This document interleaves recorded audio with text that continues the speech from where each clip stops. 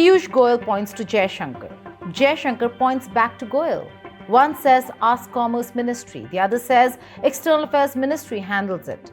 It's hard for me to say because I think the Commerce Minister would know that better because he is the person who's actually engaging USTR, Jimson Green on this matter. I mean, they have said it so many times, the MEA will respond to that. That confusion feeds Washington's narrative, and Washington uses it to look everywhere except China. Trump talks tough, but only where it's safe. China buys far more Russian oil than India, in far bigger volumes with far greater strategic impact.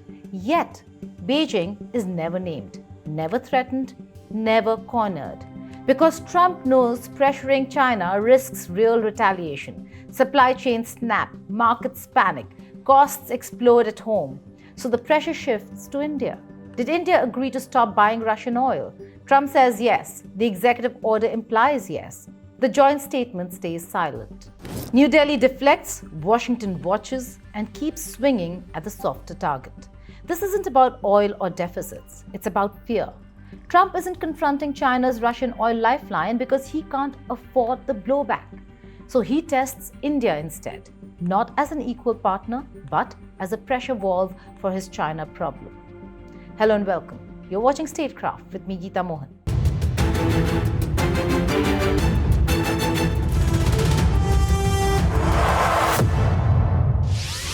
India and the United States of America announce a first phase trade framework.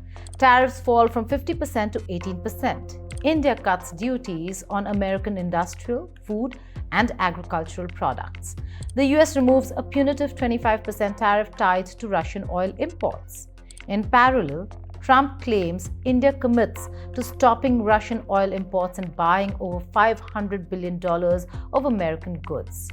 India neither confirms nor denies. The Commerce Ministry deflects. The Ministry of External Affairs repeats energy security.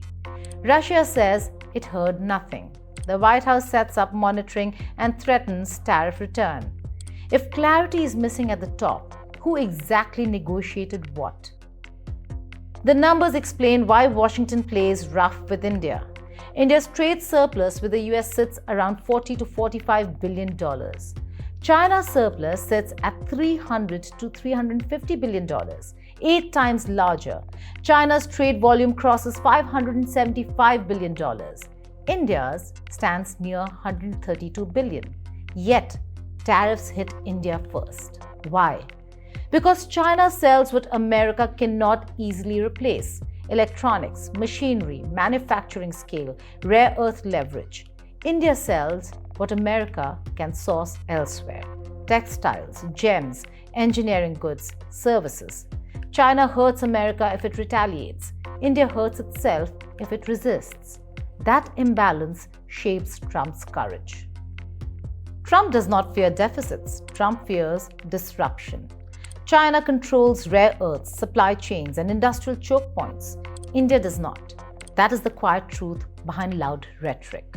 So India becomes the fixable partner, the one pressured through executive orders, the one watched through compliance clauses, the one threatened with blanket tariffs on the entire country, not on companies and entities. China buys nearly half of Russia's crude exports. India buys less, yet only India faces an actual tariff penalty. Not a warning, not a bill, a real applied punishment.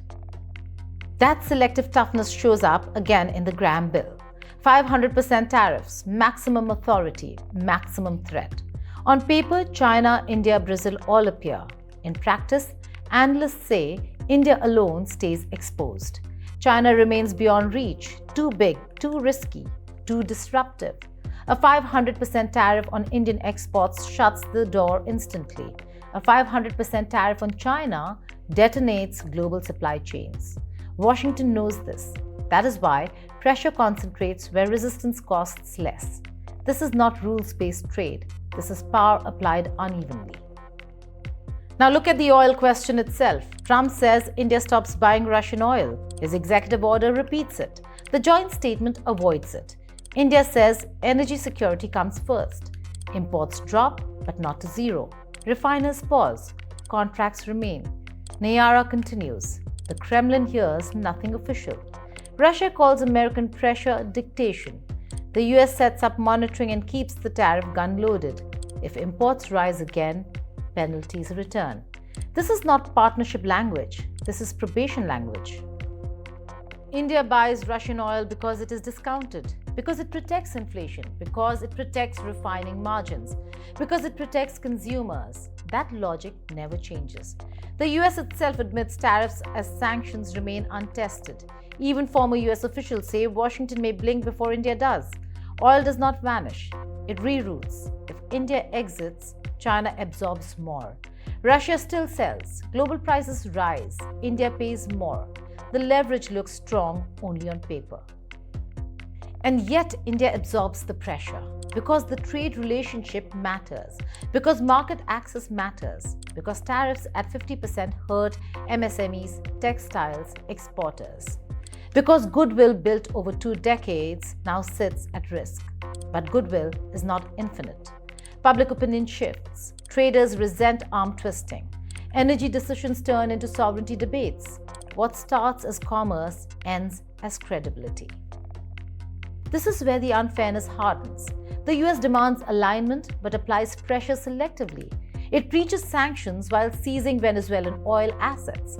It punishes India for Russian oil while China buys more without consequence. It frames deals as mutual while inserting monitoring clauses and unilateral reversibility. It calls this partnership. India hears coercion. The ping-pong between Goyal and Jaishankar matters because it reflects the grey zone India now occupies. Say yes, and sovereignty looks compromised. Say no, and tariffs return. Say nothing, and Washington fills the silence with its version. That is why answers stay vague. That is why language stays careful. And that is why clarity never arrives. Trump's real calculation is simple. China remains too valuable to confront on oil. India remains easy to pressure on trade. China supplies strategic inputs. India supplies replaceable goods. That hierarchy decides who absorbs pain. That hierarchy explains why India faces penalties first. That hierarchy explains why fairness disappears. So strip away the headlines, strip away the smiles. What remains is a deal framed as opportunity but enforced as leverage. A partnership spoken loudly but practiced selectively. A trade imbalance weaponized against the smaller, safer target. And ministers batting questions back and forth because the truth sits in between commitments made and commitments denied. If this is the future of India-US trade, monitoring instead of trust, threats instead of symmetry, pressure without parity, then the real question is not about oil tariffs or deficits. The real question is whether India accepts being the convenient target while China stays untouchable. When it comes to trade, India is still treated like a problem to be managed, while China is treated like a system to be negotiated with. The US shouts about values and rules-based order, but bends those rules the moment Chinese supply chains start coughing. Tariffs come, tariffs go. Restrictions are announced, then quietly diluted, because the US economy is hooked on Chinese manufacturing like a bad habit it can't quit.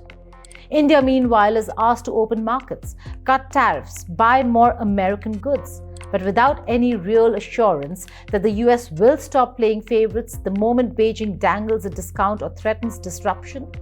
Partnership for India often means pressure.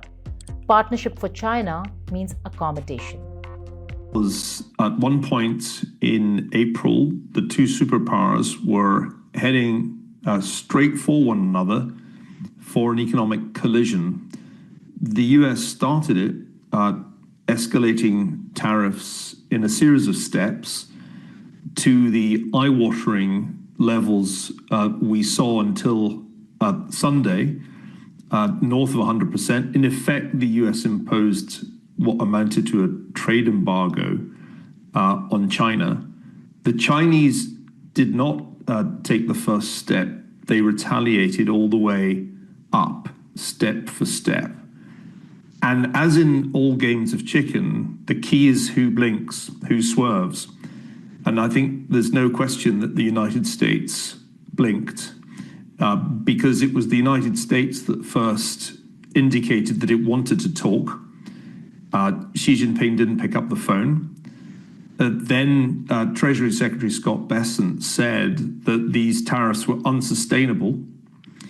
And so when a meeting was agreed in Switzerland, it really was at the US initiative. And the only question was who was going to go first. The US clearly went first and offered a bigger cut in tariffs than I'd expected. The Chinese immediately said, yep, we'll do that too. Why did he do that? Because it was explained to him after the tariffs had reached these sky-high levels that the impact on the US economy, and particularly on voters in his base, on truck drivers, for example, on longshoremen, would be devastating. And we could already see the disruption happening at the port of Los Angeles. And so it was explained to him that this ultimately would be very self-harming if it continued.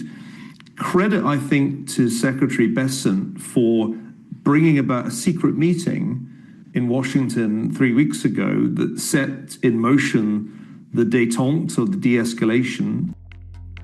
The uncomfortable truth is this: the United States of America does not see India as an economic equal. It sees India as a useful counterweight, not a partner, not a priority, and definitely not a protected asset. And that difference matters, because when trade tensions rise, when markets wobble, when elections loom in Washington, the US instinctively protects China first, Europe second, and leaves India negotiating from the outside. Let's talk tariffs. The US talks tough on China. Headlines scream decoupling.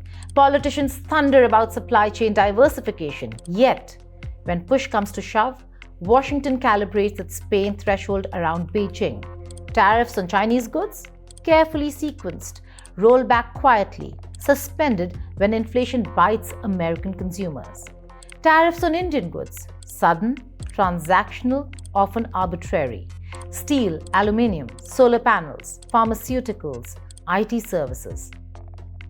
India keeps getting hit, not because it is hostile, but because it lacks China's leverage.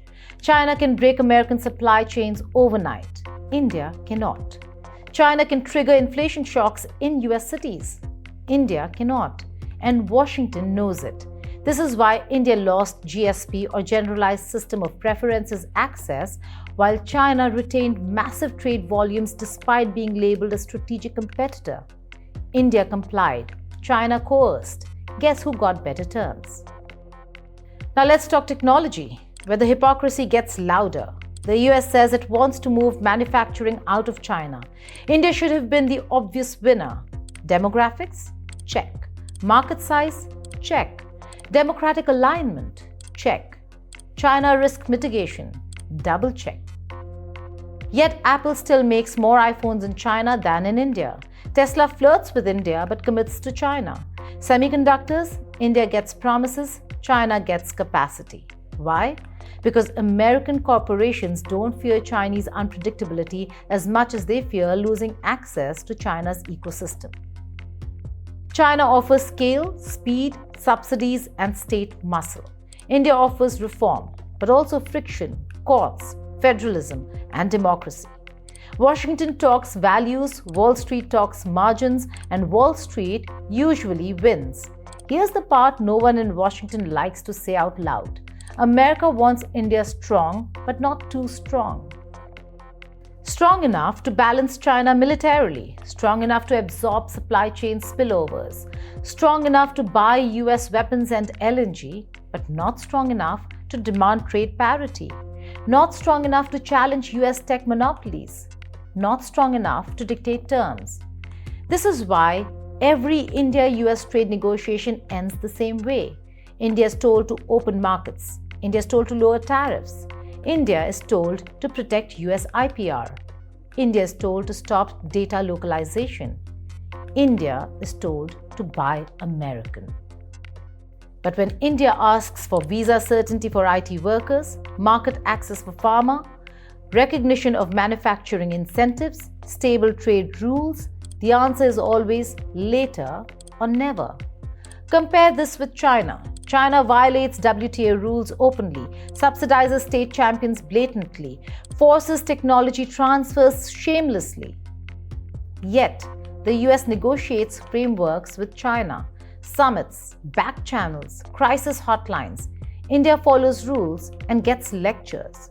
That's not partnership, that's hierarchy. Let's talk defense trade, often sold as the crown jewel of India-US relations. Yes, India buys American weapons. Yes, interoperability has improved. And yes, exercises are expanding. China builds systems for control. The US builds systems for compliance. India doesn't want either, but often has no choice. And when India insists on strategic autonomy, Washington suddenly remembers sanctions, CAATSA, that's countering America's adversaries through Sanctions Act gets considered. Waivers become bargaining chips. With China, sanctions are strategic. With India, they're disciplinary. Now zoom out. The US-China relationship is toxic but intimate. The US-India relationship is warm but conditional. America is economically entangled with China. America is strategically aligned with India. And when those two interests clash, economics wins every time. This is why, even today, despite all the rhetoric, US-China trade volumes dwarf US-India trade. This is why supply chains shift away from China, move first to Vietnam, Mexico, and Southeast Asia, not automatically to India. This is why India is constantly told to prove reliability, while China is accommodated despite being openly adversarial. There's also an uncomfortable racial and cultural undercurrent.